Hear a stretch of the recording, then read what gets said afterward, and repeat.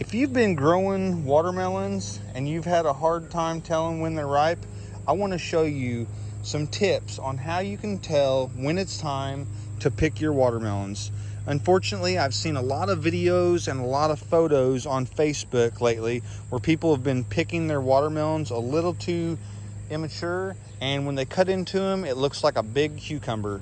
So let's take a look, and I'm going to show you what I do. And I know mine are not ready yet, but they're getting close. So I'm going to show you what you're looking for now, and in a few days, probably about 3 days, I'm going to be actually picking one of these watermelons and we'll be cutting into it. So today is July 31st, 2024, and we're going to get right into it. So these are Sugar Baby watermelons.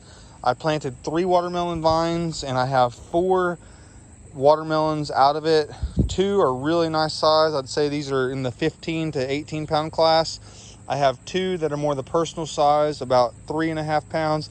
I have 1 that's about 10 pounds. So let's go ahead and take a look. You want to come down to your watermelon, and where the stem goes into your watermelon, you're going to follow that off, and the first tendril or curled up curly Q stem, that's your tendril. You want that to dry up. So as you can see, this one is completely dry.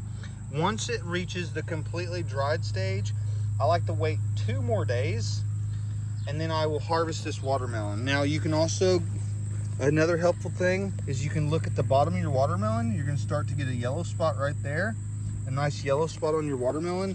That's also a good indicator. But that tendril is really a key, because when the tendril starts going dry, that means the plant is no longer giving anything to the watermelon, and therefore you've reached the ripening stage. So here's another one, that tendril right there. It's just got a little bit of green. It's hard to see. There's a little bit of green on the base. This watermelon here, I'll be picking it in about 4 or 5 days. There's a little bit of a yellow spot, but it's not really quite yellow enough for me. So I'm gonna try this one in probably 2 days. I'm gonna probably try that one in about 5 days. You can't necessarily go on the size of the watermelon. And I say that because depending on how many watermelons are on the vine, the plant might not be able to sustain full size. Here's one here, and you can see the vine is smashed and damaged. We got a curly Q there. It was grown in some thick grass, and we have no yellow spot. So I would not be considering picking that one yet, even though it is a drier tendril. Here's one here, and you can see the tendril's nice and green. It's small, it has a yellow spot, but the tendril is just green, green, green. So that one's nowhere near close to being ready.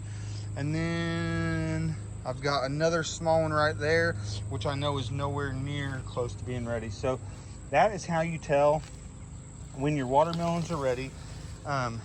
You want to go with the tendril and the yellow spot combined. You could also use dates to maturity if you want to track when you planted your plants. Now you can use that as a helpful thing. But the only thing is, since obviously this watermelon's been on the vine a lot longer than that really small one there.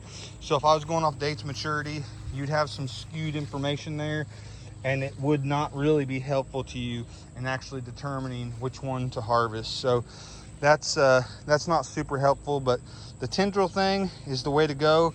And I like it to get brown all the way back to the main stem, and then wait just a couple more days. So in 2 days, when I harvest this one, we'll cut into it and we'll see what we got. So until then, from my garden to yours, have a great day.